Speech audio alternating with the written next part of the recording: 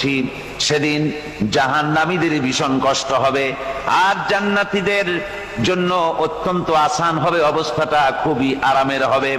নবীজি বলেন, এক ফরজ নামাজ, এক ওয়াক্ত ফরজ নামাজ আদায় করতে যে সময়টুকুন লাগে, কিয়ামতের মাঠের এই সময় এত বড় বিরাট লম্বা সময় জান্নাতীদের জন্য এরকম হালকা হয়ে যাবে। সুবহানাল্লাহ।